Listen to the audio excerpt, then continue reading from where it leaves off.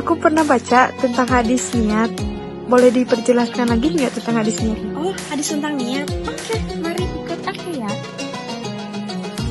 Bismillahirrahmanirrahim. Assalamualaikum warahmatullahi wabarakatuh. Perkenalkan, nama saya Reni Sofiani dengan nomor NIM 2526167. Saya dari jurusan PGMI semester 1 STAI Baitul Arqam Al-Islami. Saya membuat video ini untuk menyelesaikan tugas UAS atau ujian akhir semester, yang mana ini tuh dari mata kuliah Ulumul Hadis. Nah, tadi ada yang menanyakan tentang hadis tentang niat. Memang kali ini aku tuh akan membahas tentang hadis niat. Kalian ada yang tahu gak sih bunyinya seperti apa? Bunyinya itu innamal a'malu binniyat, yang artinya sesungguhnya segala perbuatan itu atau amal itu tergantung dari niatnya. Nah, teman-teman ya asing kan dengan hadis ini, karena hadis ini diriwayatkan oleh perawi-perawi yang memang udah terkenal, yakni kalau tentang hadis tentang niat ini diriwayatkan oleh Bukhari dan Muslim. Kalian tahu nggak perawi pertamanya itu siapa? Ayo, ini tuh perawi pertamanya itu adalah seseorang atau sahabat Rasulullah SAW, yang mana zaman dulu itu beliau yang sangat membenci Rasulullah, tapi di akhir hayatnya bisa berdampingan dengan Rasulullah makamnya, teman-teman. Yakni siapa? Umar bin Khattab. Betul. Jadi perawi pertamanya itu Umar bin Khattab. Jadi benar-benar ini tuh hadis ini tuh hadis sahih ya, teman-teman. Karena yang perawi pertamanya aja adalah seseorang sahabat ya, yang mana sangat dekat dengan Rasulullah SAW. Jadi dapat dipercaya gitu ya. Jadi sahih atau kuat, hadisnya kuat. Nah, tentang hadis niat ini kalian pasti akan berpikir, apakah setiap niat kita tentang ibadah ataupun melakukan sesuatu hal itu akan diperhitungkan tentu, teman-teman, sesuai dengan niat doa yang kita lakukan. Seperti yakni ada subuh, ada duhur, ada asar, ada maghrib, dan juga isya. Jadi pasti di dalam ibadah kita memulai untuk sholat kita pasti ada niatnya. Ada niat yang terucap, ada yang niat dalam hati. Itu terhitung amal kebaikan untuk kalian semua. Itu masuk ke dalam golongan, maksudnya itu ke dalam hadis tentang niat. Gitu, teman-teman. Ada pula ketika kita ingin melakukan kebaikan itu juga, itu udah ada niatnya.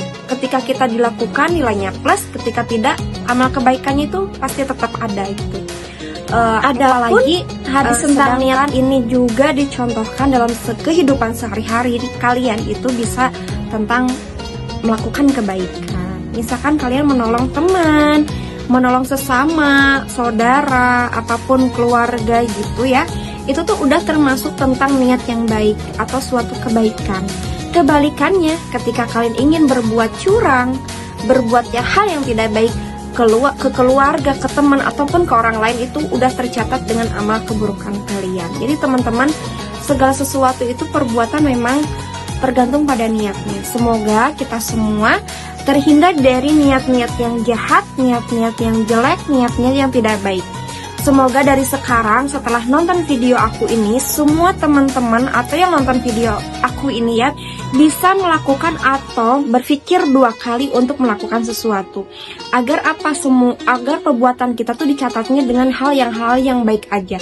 Misalkan nih, di hati kita udah ada berpikir untuk melakukan tindakan hal yang tidak baik.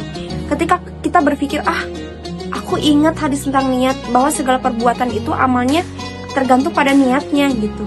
Aku gak bakal ngelakuin itu deh. Nah, itu tuh jadi kita ada kontrol buat diri kita sendiri untuk melakukan segala hal gitu, dalam lisan, dalam perbuatan, dan apa saja yang ada dalam diri kita.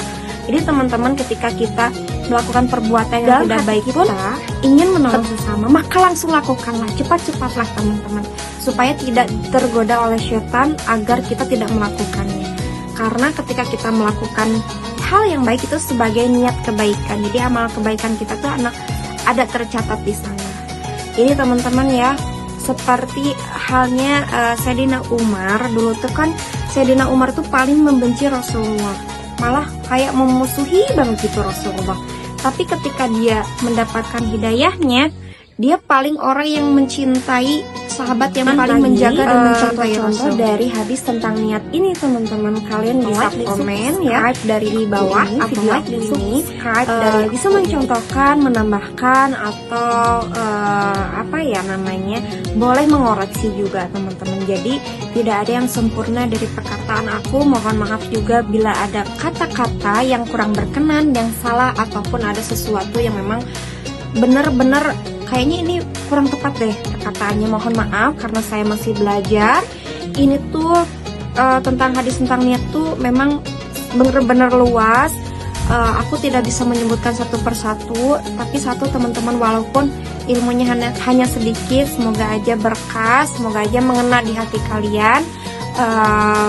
Yang pastinya kita bisa lebih baik lagi, belajar setiap harinya untuk menjadi pribadi yang lebih baik.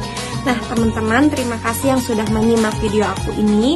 Semoga di lain waktu kita bisa bersambung lagi dengan video-video selanjutnya. Terima kasih juga untuk dosen pengampu aku yang baik hati, Bu Nurul. Terima kasih juga untuk teman-teman yang sudah menyimak. Terima kasih juga untuk pendukung-pendukung lainnya dari saya. Wa akhirul kalam, wassalamualaikum warahmatullahi wabarakatuh.